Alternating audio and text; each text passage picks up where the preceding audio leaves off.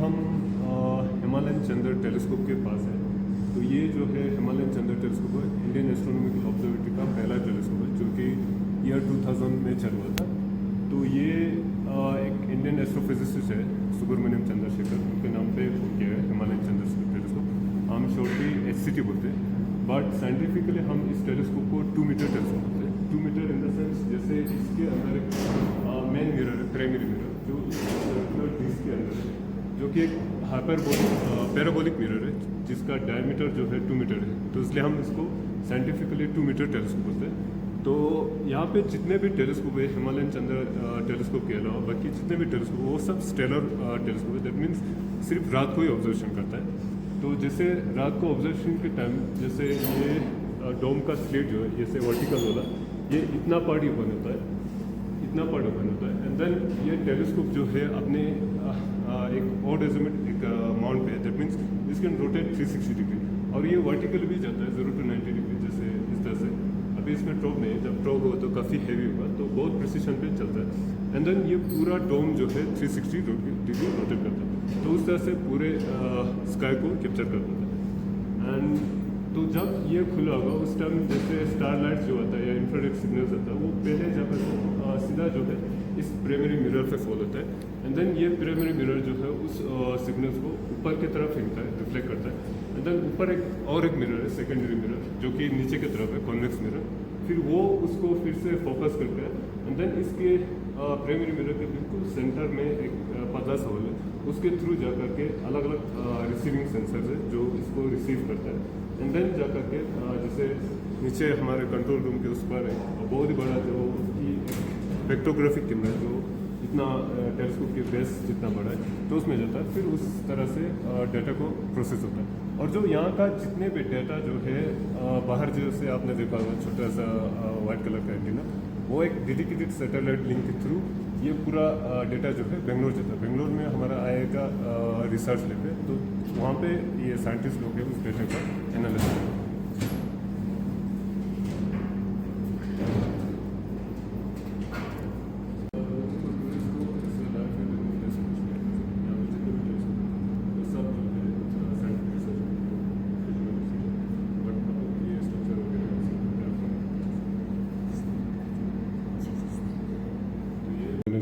Organisation को belong करता है, और हर टेलीस्कोप का अलग अलग फंक्शन है। और ये सब कुछ इंटरनेशनल नेटवर्क है, जैसे नासा वगैरह है। तो वो लोग खुद का टेलीस्कोप यहाँ पे नहीं है, बट वो ये पूरा एक नेटवर्क है, कोलैबोरेशन है। जैसे आज के टाइम पे जो 2 बड़े ऑब्जर्वेटरीज है वो पूरा साउदर्न हेमिस्फीयर में, एक तो साउथ अमेरिका में चिली सुना हुआ अटाकामा डेजर्ट वहाँ पे, एंड दूसरा ऑस्ट्रेलिया में। तो वो दोनों ऑब्जर्वेटरीज जो है साउदर्न हेमिस्फीयर में। तो हमारा एडवांटेज है कि हम सिर्फ ये नॉर्दर्न हेमिस्फीयर में सबसे एडवांस ऑब्जर्वेटरी हम ही, तो जो नॉर्दर्न हेमिस्फीयर में जो भी चीज़ें होता है वो हम ही देख पाता है। तो इसलिए हम उनके साथ कोलैबोरेशन करते हैं। जो साउदर्न हेमिस्फीयर में डाटा चाहिए होगा वो हम उनसे लेते हैं, या हमारा डाटा उनको उससे। तो ये जो है ना, इसमें कुछ 1400 मिरर, सेगमेंटेड मिरर, छोटे छोटे मिरर को मिला के बना है। तो जो गामा रेस आता है हमारे एटमॉस्फेयर में इंटर करने के बाद पूरा फैला के आता है। तो जो एक कप में हम पानी फेंक देते हैं, फैल किया था, तो उसलिए बहुत बड़े से जाकर स्प्रेड हो गया था। उसको डिटेक्ट करने के लिए हमें जितना बड़ा मिरर होगा उतना अच्छा है। तो लेकिन इतना बड़ा सा टेलीस्कोप को मेंटेन करना बहुत मुश्किल है, चैलेंजिंग है अपने। जैसे इवन एक सिंगल मिरर भी थोड़ा सा मिसलाइन हो गया तो डाटा में नॉइज आता है। तो इसलिए इन लोगों ने जो डाटा फंडामेंटल रिसर्च होता है, इन लोगों ने अलग ही एक्सपेरिमेंट किया है।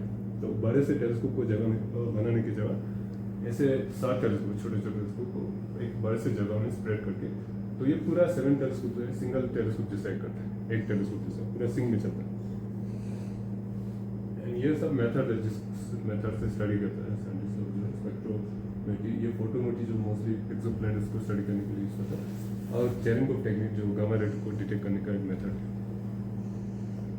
एंड ये सब कुछ इमेजेस लेना, जैसे हम लेते हैं ना बेस कैंप एक छोटा सा टेलीस्कोप है, वो टेलीस्कोप जो है ब्लैक एंड व्हाइट का या तो कम्प्लीटली रेडिश होता है या तो वायलेट का, मतलब जिस फिल्टर से है वो उसका होता है। तो जो आपको इंटरनेट पे देखता है ना, न्यूक्लियस गैलेक्सीज हो गया बहुत ही कलरफुल वाले, तो वो लोग क्या करते हैं, एस्ट्रोफोटोग्राफ हंड्रेड्स ऑफ इमेज को स्टैक करता है एंड देन प्रोसेस करता है, तो बहुत कलरफुल अच्छा दिखता है। बट साइंटिफिक इमेज बोलते हैं इनको, जो हम लेते हैं वो बहुत ही कलरफुल, मतलब ब्लैक एंड वाइट का ऐसे फजी सा दिखता है, तो उसको उतना अच्छा नहीं लगता।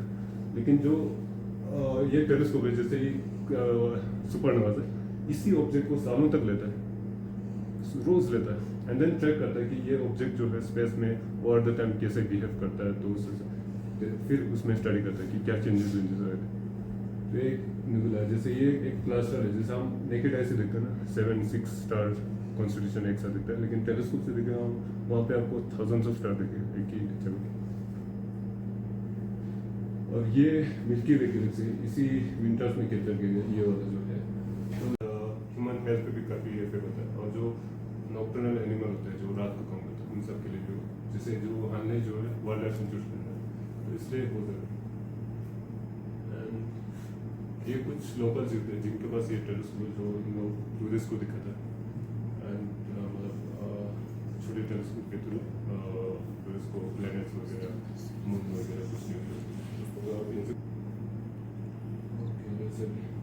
टेलीस्कोप, जेम्स वेब टेलीस्कोप जो है वो ग्राउंड बेस्ड टेलीस्कोप से काफ़ी छोटा होता है, but still they can capture better image, sharper image and deep देख पाता है। वो इसलिए देख पाता है वहाँ पे जो एटमॉस्फेयर का डिस्टर्बेंस जो वो बिल्कुल नहीं। तो एक रीज़न ये, एंड देन हाल में हमें कुछ 260-270 एवरेज स्किलर्स का मिलता है, इतना हमें डाउन में कहीं भी नहीं मिलता।